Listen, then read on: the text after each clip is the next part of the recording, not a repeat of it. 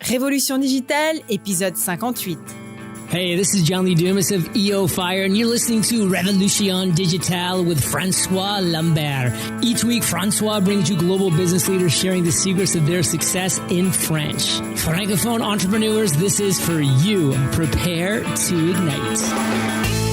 Bienvenue sur Révolution digitale, le podcast des nouveaux entrepreneurs. Get the top tips from leading global entrepreneurs in French. Chaque semaine, nous parlons avec des entrepreneurs qui ont réussi et partageons leur expérience avec vous. Join the entrepreneur revolution now and get ready to succeed. Et laissez-vous inspirer avec votre hôte, François-Paul Lambert.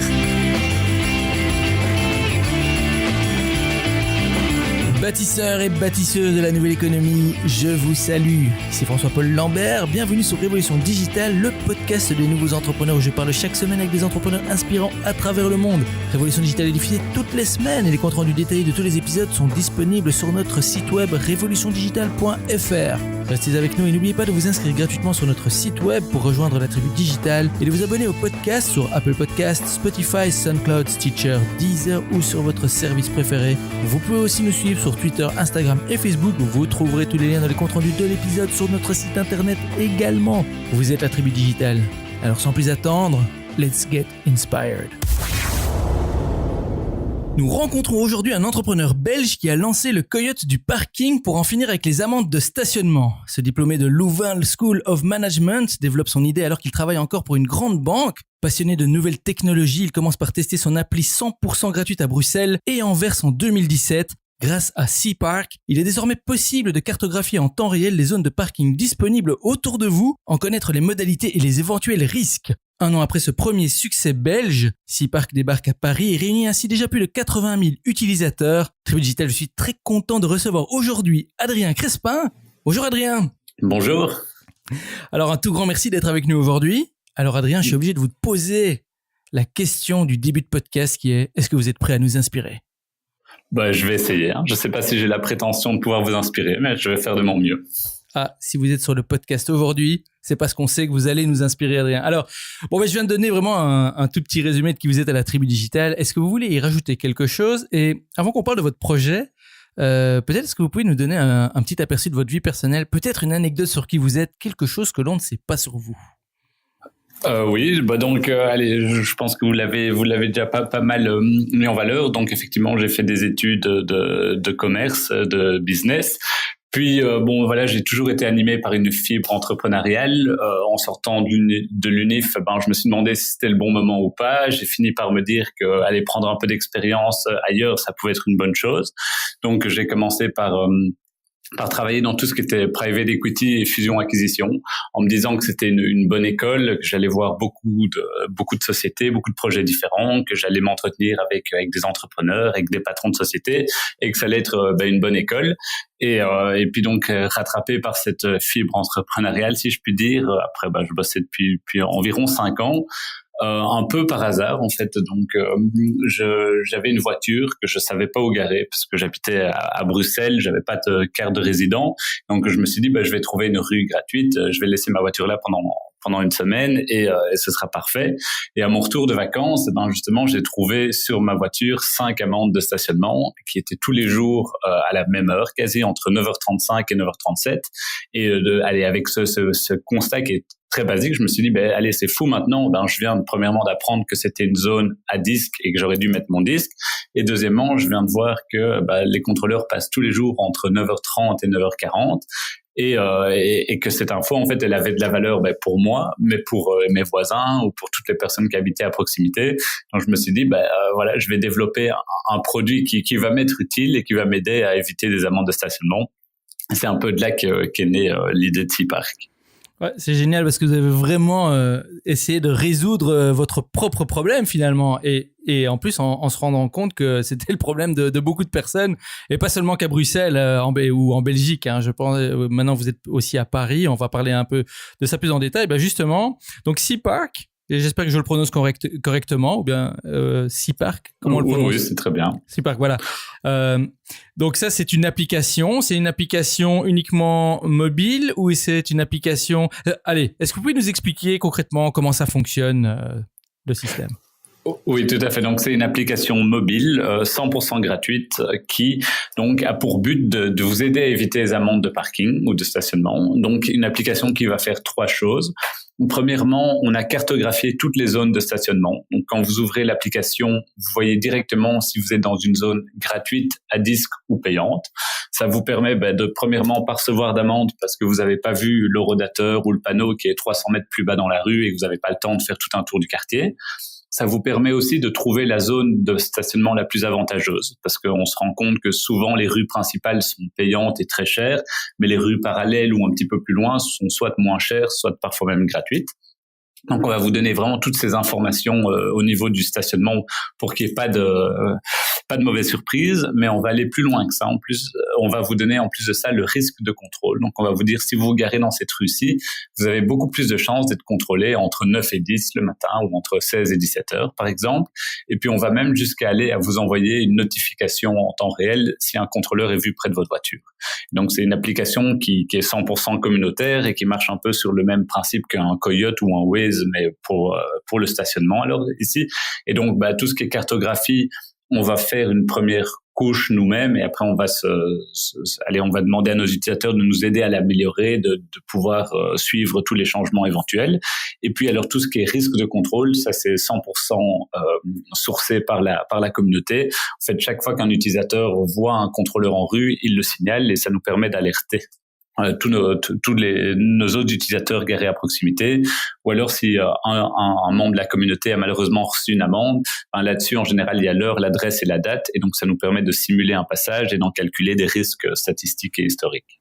Wow, en tout cas c'est vraiment génial, j'adore le concept de votre appli. Je suis quand même obligé de vous demander comment ça se passe le rapport avec les autorités alors, parce que bon, ça fonctionne un peu comme Coyote, comme Waze, mais bon, vous essayez quand même de trouver des parades. Est-ce que vous travaillez avec eux? Est-ce qu'il y a un peu des accords avec les communes, par exemple, dans le cadre de la Belgique? Comment ça se passe à ce niveau-là? Donc pour le moment on est encore au début, donc je dirais effectivement on avait parfois un peu peur que on soit mal accueilli, ce qui au final n'a pas été le cas. Je pense que les communes et les villes se rendent bien compte. Déjà on a 2 aspects à notre produit. Il y a l'aspect où on va distiller et rendre plus clair de l'information qui devrait être fournie par les communes et ces villes, et elles ont parfois du mal à les rendre digitales et les rendre faciles à la lecture. Donc il y a cet aspect-là où effectivement on leur rend un service. L'aspect qui permet aux utilisateurs d'éviter les contrôles, ils sont en général moins pour, mais je pense qu'ils se rendent compte que le parking est quelque chose d'assez archaïque et dans lequel il faut y avoir un peu des nouveautés et que le digital prenne un peu plus de place.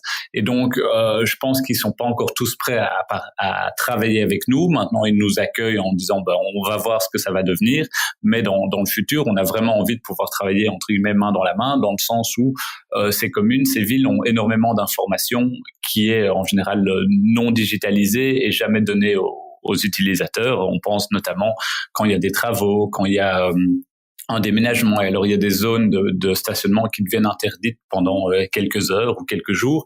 Toutes ces informations-là, si on pouvait les mettre en valeur sur nos cartes, ça ferait beaucoup de sens. Et puis, à contrario, nous, on commence à avoir beaucoup plus de statistiques, même que les villes, sur le stationnement, et de pouvoir les aider à faire un plan de stationnement qui soit peut-être parfois plus cohérent, parce que c'est dur d'avoir des statistiques là-dessus, et soit les villes et les communes demandent des études, mais le temps entre le moment où on a fait un appel d'offres, l'étude était réalisée, les résultats arrivent. En général, il y a 2 ans entre les deux, et c'est plus tout à fait, ou ça reflète plus tout à fait la réalité. Donc, pourquoi pas nous les aider à avoir quelque chose qui est plus cohérent. Donc, on travaille pas encore beaucoup avec eux, mais c'est dans l'optique. C'est excellent. Et alors, votre application, elle est gratuite. Et est-ce que je peux vous demander ici alors, comment est-ce que vous faites pour rentabiliser ce projet Cipar? Comment vous générez vos revenus? Et aussi, peut-être, vous pouvez nous donner un peu une idée de pourquoi vous avez choisi ce business model particulier. Oui, donc nous, on est une app qui est communautaire et on pense que pour le bien de la communauté, pouvoir la proposer gratuite, de manière gratuite, faisait beaucoup de sens parce que ça nous permet de faire grandir cette communauté plus rapidement. Ça veut dire que les gens sont plus facilement amenés à la tester parce qu'elle est gratuite et donc on pense que c'est une manière de recruter des membres de la communauté plus rapide. Maintenant, effectivement, à contrario, il faut trouver un business model qui tient la route et qui peut donner un équilibre parce qu'effectivement, ça a un coût de développer une application, payer des serveurs, payer des gens qui travaillent derrière. Et donc, nous, on est parti on a analysé notre business et on s'est dit, en fait, qu'est-ce qu'on a comme information que les autres n'ont pas? Et en fait, donc, on a des informations sur nos utilisateurs, mais surtout, on sait à quel endroit ils se sont stationnés. Et donc, on va mettre en lien un magasin, un restaurant, une marque avec un utilisateur stationné à proximité, ce qui permet d'avoir une sorte de publicité mais géolocalisée et donc qui a en théorie beaucoup plus d'intérêt pour la personne qui se gare et à contrario les marques ou les restaurants sont très intéressés parce que ça permet premièrement de reconnecter le digital au physique et d'essayer de driver plus de passages dans leur point de vente et que c'est des personnes qui sont vraiment à proximité et donc c'est le bon moment pour interagir avec elles. Wow. Comme je le disais précédemment, il y a vraiment énormément de potentiel avec cette application. Et alors, peut-être un peu dans un autre domaine, comment est-ce que vous avez fait pour vous faire connaître? Parce que quand on lance une application et on est inondé, que ce soit sur les magasins Android ou Apple, on est inondé d'applications principalement américaines, anglo-saxonnes. Il y en a aussi des françaises et d'autres nationalités. Mais comment est-ce qu'on se fait connaître quand on a une société belge avec une application belge? Premièrement, ça s'est arrivé de manière très graduelle dans le sens où on a eu cette idée il y a 1 an et demi déjà et on a voulu voir est-ce que c'est une idée qui va plaire à 5 de mes copains que je vais devoir harceler tous les jours pour qu'ils l'utilisent ou au final est-ce que c'est quelque chose où on va vraiment susciter de l'intérêt pour les gens et donc on a d'abord lancé une toute première version avec comme objectif de la faire tester par nos copains et après quelques semaines on était déjà 1000 donc on s'est dit en fait c'est déjà passé plus seulement nos potes mais c'est devenu les amis de nos amis et ainsi de suite donc on s'est dit ok il y a déjà un potentiel, en tout cas on ne doit pas harceler les gens pour qu'ils téléchargent et qu'ils utilisent notre application et donc c'est arrivé de manière graduelle. On a d'abord, on s'est vraiment basé sur ce début de réseau où c'est devenu les amis des amis où on est et après quelques mois devenus, on était plus ou moins 5000 dans l'application et là on s'est dit ok là le potentiel on pense qu'il est là, on va commencer à passer beaucoup plus de temps là derrière et on a notamment lancé un communiqué de presse où un peu comme on n'avait jamais fait ça, moi j'avais jamais écrit de communiqué de presse de ma vie mais je me suis renseigné en me disant comment écrire un bon communiqué de presse. On a écrit ce qu'on pensait être un bon communiqué de presse et on l'a diffusé le plus largement possible. Et on a eu de la chance parce que c'est tombé un jour où il y avait, à mon avis, peu d'autres informations dans les médias et on a été vraiment relayé dans quasi tous les journaux, toutes les radios et toutes les chaînes de télévision en Belgique. Donc ça nous a permis de très vite avoir un pool assez conséquent d'utilisateurs. On parle de 25 ou 30 000 utilisateurs. Et après, en fait, ça fonctionne vraiment avec le bouche à oreille. Donc nous, on fait pas de marketing payant. On n'a pas dépensé un seul euro en marketing. Donc c'est vraiment nos utilisateurs qui deviennent des ambassadeurs et qui vont aller ramener leurs amis, leurs familles et ainsi de suite. Et c'est cet effet multiplicateur qui fait que la communauté grandit de plus en plus. Mais donc nous, notre focus et là où on passe du temps, c'est plutôt pour engager nos utilisateurs et leur expliquer comment marche le produit, pourquoi est-ce que plus on va être dans cette communauté, plus il va être précis et utile pour eux aussi. Donc c'est surtout ce rôle-là qu'on a, c'est d'engager nos utilisateurs pour qu'ils nous aident à faire grandir la communauté. Wow, j'adore. Merci beaucoup Adrien pour toutes ces informations et Tribu Digital, gardez bien ça à l'esprit. Nous allons maintenant explorer le parcours entrepreneurial d'Adrien, son aventure en tant qu'entrepreneur, le voyage qui l'a amené là où il est aujourd'hui Et c'est un sacré voyage, Adrien, puisque vous êtes quand même passé de la finance au monde des startups. Alors, commençons par cette question qu'on appelle l'appel à l'aventure. Quand est-ce que vous avez su finalement au fond de vous que vous vouliez devenir entrepreneur? Et si vous vous êtes pas lancé tout de suite, qu'est-ce qui vous a retenu? Je sais pas exactement à quel moment j'ai su que je voulais devenir entrepreneur, mais j'ai toujours été le premier à vouloir organiser des activités avec des copains, que ce soit des voyages au ski. J'étais chez les scouts et j'étais le premier à organiser des événements pour gagner de l'argent pour notre patrouille et ainsi de suite. Et donc c'est toujours quelque chose qui m'a plu d'avoir une idée, de pouvoir la concrétiser et surtout de voir après que des gens ou des personnes pouvaient nous suivre dans cette idée, pouvaient être motivés par cette idée. Donc c'est quelque chose, je dirais depuis mon adolescence, j'aime beaucoup faire ça. Et puis bon, j'ai fait des études de commerce où effectivement à ce moment-là, on réfléchit beaucoup et on se dit oui, ce serait une très bonne chose d'être entrepreneur. J'ai fait donc mon mémoire sur un business plan d'un projet que je pensais révolutionnaire et génial. Au final, en le confrontant justement au marché, à d'autres personnes, à d'autres visions, je me suis rendu compte que l'idée était pas si bonne que ça et qu'il y avait beaucoup de challenges. Donc c'est un peu cet événement-là qui m'a fait me rendre compte que être entrepreneur c'est bien, il faut le vouloir, il faut se battre, mais c'est pas si facile que ça. Et il faut se lancer au moment où on pense qu'on est prêt, qu'on a toutes les armes en main aussi de le faire. Et donc je me suis dit c'est pas une mauvaise chose de prendre un peu d'expérience à l'extérieur, de voir comment une société marche, pourquoi est-ce que des sociétés ont bien marché, ont moins bien marché.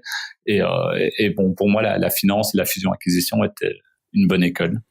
Tout à fait. Et j'ai quand même envie de souligner ici à notre audience que à Révolution Digitale, on n'est pas anti-salarié, on n'est pas anti-grand groupe, entreprise, etc. Pas du tout. Et d'ailleurs, comme Adrien le souligne, ça peut être une magnifique expérience pour celles et ceux qui veulent plus tard lancer leur propre idée.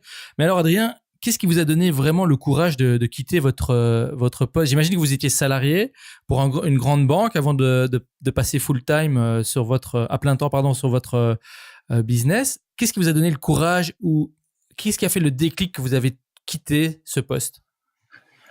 Effectivement, j'étais donc salarié d'une grande banque, une situation confortable. Mais au final, j'ai commencé graduellement cette application. J'ai commencé à la développer avec Nicolas Cognot, qui est mon cofondateur.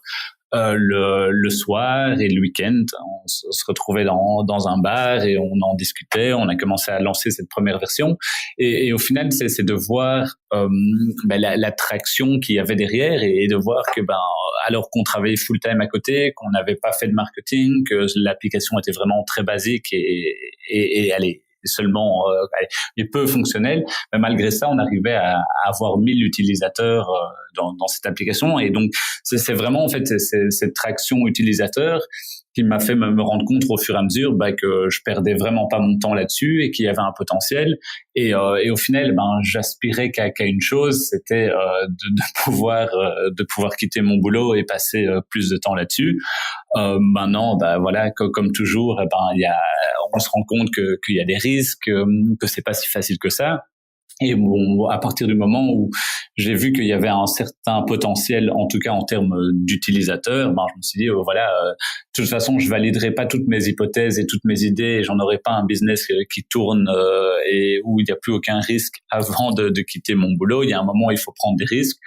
J'ai déjà minimisé en partie les risques parce que j'ai développé une première version, parce que j'ai déjà validé qu'il y avait une certaine demande pour ce produit.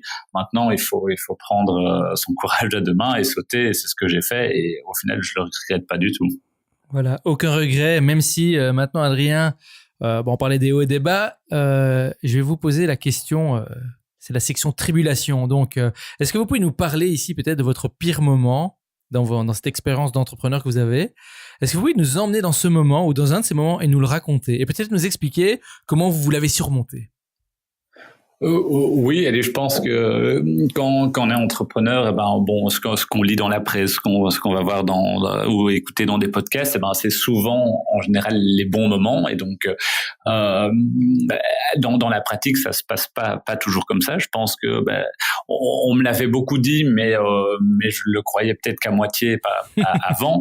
C'est que être entrepreneur, c'est un peu un ascenseur émotionnel, parce qu'il y a des matins où on se lève et on se dit oui. Allez, c'est génial ce que je suis en train de développer, c'est incroyable, je révolutionne le monde. Et puis le lendemain, on se lève et en se disant mais en fait, qu'est-ce que je fais de ma vie? Je suis en train de bosser sur une application qui est gratuite, avec un business model extrêmement compliqué, je perds mon temps, ça marchera jamais. Et donc c'est vraiment aller des hauts et des bas. Au final, c'est ça qui m'anime, et c'est pour ça que le challenge est chouette à relever. C'est que il n'y a pas que des bons moments, il y a des moments plus difficiles aussi. Je me souviens d'avoir été pitché au début pour des concours, et alors que j'avais déjà un début de traction utilisateur, et donc moi je pensais que c'était parti, et que mon idée, comme il y avait déjà 1000 personnes qui l'utilisaient, elle était géniale et que personne n'oserait me contredire. Et puis avoir été pitché et avoir été descendu par tous les membres du jury en me disant écoute, ton idée c'est pas vraiment une idée, les gens l'utilisent parce que c'est dans l'air du temps, mais tu verras, ils vont l'utiliser une demi-heure et puis ils vont la laisser sur leur téléphone encore une semaine, et puis ce sera tout, et jamais tu arriveras à un stade où tu auras une communauté qui vit. Il va te falloir des millions d'euros en marketing, mais tu les trouveras jamais, surtout pas en Belgique, c'est du B2C, arrête de perdre ton temps là-dedans. Et c'est vrai que c'est des moments durs, mais au final, c'est ces moments durs et c'est ces moments où on remet toutes tes hypothèses et toutes tes visions en question, qui permet de les retravailler. Soit la vision est pas encore bonne et il faut la changer, l'améliorer. Soit ça nous permet d'en être nous-mêmes convaincus et de se dire peut-être que lui n'y croit pas ou eux n'y croient pas, mais moi, au fond de moi, je sens qu'il y a un potentiel, je sens que c'est pas du tout encore parfait, je sais qu'il y a encore beaucoup de boulot, mais j'ai envie de me battre pour l'améliorer, pour aller à la prochaine étape. Voilà, et justement, à l'inverse, alors Adrien, est-ce que vous pouvez nous emmener dans un de vos meilleurs moments en tant qu'entrepreneur, peut-être justement une épiphanie que vous avez eue, une idée géniale qui vous aurait poussé vers plus de succès, qui aurait peut-être déclenché ou tourner les choses en votre faveur. Est-ce que vous pouvez nous raconter ça? Mais je sais pas si c'est un moment qui a vraiment changé mon business, mais à partir du moment où on avait lancé ce communiqué de presse au tout début, donc on avait 5000 utilisateurs, c'était un bon début, mais c'était vraiment un réseau qui était, je dirais, un réseau d'amis, c'était peut-être parti un peu plus loin, mais c'était pas encore des personnes qu'on connaissait pas du tout. Et voilà, on a lancé ce communiqué de presse. Je me souviens, on était à deux avec Nicolas dans un bureau à Anvers, justement, parce qu'on lançait à Anvers à ce moment-là aussi, en train d'attendre que notre téléphone sonne. Et il y avait rien qui se passait. On se disait c'est pas grave, on a essayé, au final on n'a pas perdu notre temps, on a quand même appris à faire un communiqué de presse. Puis je pense c'est vers 17h30 ou 18h, là on a eu un premier journaliste qui nous appelait en posant des questions, en disant je sais pas, je vais vous poser quelques questions et peut-être que je vais écrire un article dessus. Et c'était un moment un peu euphorique, dans le sens où on s'était dit on aura quand même un article, on passera quand même dans la presse, on n'a pas fait tout ça pour rien. Et puis c'était un journal assez lu en Belgique, et donc on s'est dit ça va être d'office un bon déclencheur, et ça va nous ramener pas mal de nouveaux utilisateurs qui sont pas du tout dans notre réseau et vraiment en dehors de ça. Et puis ça a été le déclencheur pour plus de presse écrite, puis c'est devenu de la presse à la radio, puis de la presse télévisée. Et alors on a eu 2 jours assez fous où moi qui avais jamais vraiment fait d'interview ni à la télé ni à la radio, j'ai passé 2 jours où j'enchaînais des interviews à la radio quand on était en volant pour me rendre à une interview télévisée. Et 2 jours un peu fous que j'aurais jamais imaginé. Et au final, très très très très positif. C'est super. Et alors, Adrien, si vous pouviez résumer la leçon clé alors que vous avez retiré de cette expérience, de votre expérience jusqu'à présent, quelle serait-elle? Je veux dire, en quelques mots, que pensez-vous que la tribu digitale doit retenir comme leçon de votre expérience? C'est toujours une bonne question. Je pense que au final, ce qui est important, c'est d'avancer avec son propre feeling, son propre ressenti. Je crois que c'est très bien de valider nos hypothèses, de poser beaucoup de questions, de s'informer et de challenger nos idées auprès de personnes qui s'y connaissent peut-être mieux dans chaque domaine. Mais qu'au final, en fait, personne n'est jamais un expert et personne n'a de formule magique pour que ça marche dans ce domaine-là. Et donc, l'intuition, souvent le meilleur compagnon et le faire de la meilleure manière qu'on pense, même si c'est pas parfait, même si il y a sans doute des moments où on se trompe, c'est ça qui fait le plus avancer en tant qu'entrepreneur. C'est un peu de se fier à l'intuition et de dire, voilà, on m'a conseillé de faire comme ça, mais on verra souvent que on va vous conseiller d'aller à gauche et d'aller à droite et d'aller un peu au milieu, et puis c'est de se dire j'ai écouté ce qu'on m'a dit, de là j'en ai fait ma propre idée et puis je marche à l'intuition. Pour moi, c'est ce qui marche jusqu'à présent en tout cas. Oui, et Tribu Digital, c'est vraiment important, on l'a déjà dit pas mal de fois ici, cette référence à l'intuition, au ressenti, parce que, et surtout pour les perfectionnistes, voilà, validation c'est important, toute l'organisation technique, tout ça c'est important, mais parfois pour pouvoir prendre des opportunités, l'intuition, le ressenti, si vous n'êtes pas à l'écoute de vous-même à ce niveau-là, vous vous rendez les choses plus difficiles, je pense. Merci beaucoup, Adrien. Voilà, je veux juste encourager tout le monde ou tous ceux qui nous écouteraient, qui ont une idée, de se lancer. Et je pense qu'il n'y a pas de mauvaises idées et qu'une idée, de toute façon, elle est jamais bonne depuis le départ. Et c'est au fur et à mesure qu'elle évolue et qu'elle devient meilleure. Donc, pas hésiter à faire le grand saut. Voilà. Donc, Adrien, on est maintenant arrivé à la partie des questions flash. Alors ici, je vous pose une série de questions en rafale et vous me répondez en allant à l'essentiel. Est-ce que vous êtes prêts ? Parfait. Alors, quelle est votre définition du succès ? Le succès, pour moi, c'est être heureux dans ce qu'on fait. À quoi ressemble votre journée type ? Est-ce que vous avez peut-être une routine que vous pratiquez au quotidien et qui vous aide ? Non, justement, c'est ça. Pour moi, la plus belle partie d'être un entrepreneur, c'est qu'il n'y a pas de journée type et que c'est tout le temps différent. La seule chose qui arrive de manière récurrente, c'est que j'arrive au boulot en ayant une liste de to-do énorme et que quand je pars le soir, cette liste de to-do est toujours aussi énorme et j'ai en général fait tout sauf cette liste de to-do. Alors, si vous devez recommander un livre pratique, quel serait-il et pourquoi ? Pour être tout à fait honnête, je suis pas un grand lecteur et je sais que c'est un grand défaut de ma personnalité, mais j'ai lu certains bouquins, dont Zero to One, que j'ai beaucoup aimé. Donc voilà, c'est celui-là que je recommanderais, mais peut-être à défaut d'avoir une grande bibliothèque avec plein de livres. Alors, quels outils ou applications, productivité ou autres technologiques ou pas, utilisez-vous régulièrement ? On utilise beaucoup Slack. Je pense que c'est très, très, très, très utile et que ça nous fait gagner énormément de temps, que ça nous permet d'avoir toutes nos informations centralisées sur une plateforme aussi bien accessible sur notre ordinateur que sur notre téléphone. Donc oui, c'est vraiment le meilleur outil d'entrepreneur, je pense. Qu'est-ce qui vous inspire et ou vous passionne en ce moment ? Quels sont les domaines qui vous paraissent prometteurs ?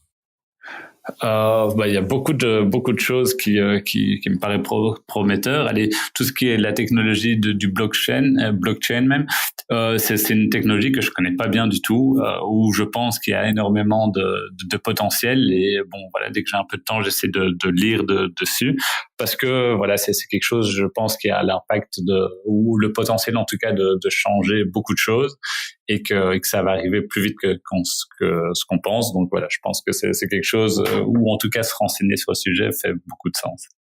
Et la dernière, c'est la question back in time. Alors Adrien, imaginons que vous ayez l'opportunité de remonter le temps et vous vous retrouvez face à votre vous de 18 ans. Vous n'avez que 5 minutes avant que le portail temporel ne vous ramène au présent. Avec l'expérience que vous avez maintenant, que vous direz-vous ? D'un point de vue pratique, que feriez-vous différemment ? Ou peut-être quel plan ou conseil précis vous donneriez-vous pour réussir plus efficacement et qui n'implique pas d'acheter des billets de loto, des paris sportifs ou d'investir en bourse ? Oui, je pense que voilà, au final mon expérience professionnelle, ces 5 ans de travail, ça m'a apporté beaucoup aussi, mais je pense que j'aurais peut-être pu me débrouiller sans aussi. Donc peut-être d'avoir commencé un peu plus tôt, quand on était à l'université, au final, on avait beaucoup de temps, on faisait peut-être beaucoup d'autres choses, beaucoup d'autres activités, beaucoup la fête, et ce qui était pas mal du tout en soi. Mais peut-être que j'aurais dû consacrer un peu plus de temps déjà à lancer quelques projets entrepreneuriaux, et au final, je me serais peut-être lancé directement après l'université. Maintenant, est-ce que c'est un vrai regret? J'en suis pas sûr. Voilà, en tout cas, c'est quelque chose à laquelle vous pensez. Merci beaucoup pour ça, Adrien. Et on arrive à la fin de l'épisode. Alors, merci doublement d'avoir partagé toutes ces informations avec nous de manière très généreuse. Les tribus digitales, j'espère que vous avez bien pris note aussi. Je sais qu'il y en a parmi vous qui hésitent encore à se lancer et j'espère que l'aventure d'Adrien vous inspirera à faire le grand saut vous-même. Alors, Adrien, pour le mot de la fin, que direz-vous à nos auditeurs et auditrices de la tribu digitale qui hésitent encore à se lancer dans cette grande aventure de l'entrepreneuriat ou qui se sentent bloqués? Si vous aviez un dernier conseil à leur donner, quel serait-il? Justement, c'est d'essayer. C'est que dans le pire des cas, moi je me dis que j'aurais certainement pas perdu mon temps, que si dans 2 ans mon projet ne fonctionne pas comme je veux et j'arrive bloqué à un endroit, soit de persévérer un petit peu, et puis même dans le pire des cas, même si ça n'a pas marché, l'expérience et ce que j'aurais appris en 2 ans, c'est à mon avis beaucoup plus important que dans n'importe quelle autre boîte ou dans n'importe quelle autre expérience.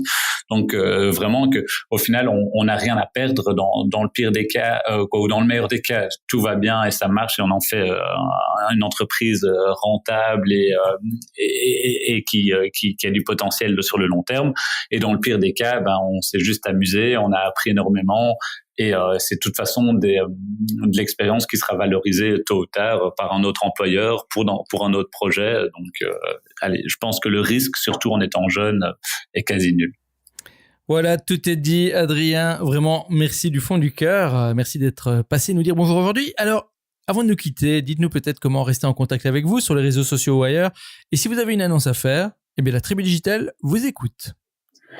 Effectivement, il faut pas hésiter à me contacter, soit sur les réseaux sociaux, sur Seapark, ou même on peut m'envoyer un mail directement. Donc mon adresse est adrien@seaparkapp.com. Et une annonce, pas spécialement. Allez, on vient de lancer Seapark à Paris, c'était déjà une belle annonce. On a comme projet d'ouvrir Seapark dans 3-4 autres grandes villes françaises après l'été, donc dans le courant du mois de septembre. On annoncera ça en trompe sur les réseaux sociaux et idéalement dans la presse si on y arrive encore. Tribu Digital, vous venez d'entendre Adrien Crespin partager avec vous son expérience et ses conseils. C'est à vous de jouer maintenant. Rejoignez-nous sur revolutiondigital.fr et tapez Adrien dans la barre de recherche. Vous aurez accès à sa page dédiée avec toutes les informations et les références dont nous avons parlé aujourd'hui. Et bien sûr, n'oubliez pas de visiter la page d'Adrien sur seaparkapp.com et de le suivre sur ses réseaux sociaux. Envoyez-lui un email. Et si vous êtes à Paris, essayez l'appli, of course. Adrien, merci vraiment d'avoir partagé votre aventure avec la tribu digitale. Je vous dis au revoir et je vous retrouve en backstage. Avec grand plaisir. Au revoir. Hey tribu digitale, merci de nous avoir écoutés aujourd'hui. J'espère que vous avez aimé notre entrevue avec Adrien. Venez continuer la discussion avec nous sur Twitter, Instagram, @revodigital et Facebook /révolutiondigitale. On vous y attend. N'oubliez pas non plus de vous abonner sur Apple Podcast ou SoundCloud ou inscrivez-vous directement sur notre site web pour être notifié des prochains épisodes. Vous êtes la tribu digitale et souvenez-vous, tout semble toujours impossible jusqu'à ce que ce soit fait. Thank you for listening to our guest stories this week. Merci et n'oubliez pas de vous inscrire à notre newsletter pour encore plus de conseils qui vous aident à réussir. We hope you're inspired and ready to move forward with your entrepreneurial dream. À bientôt pour un prochain épisode de Révolution Digitale. Stay inspired!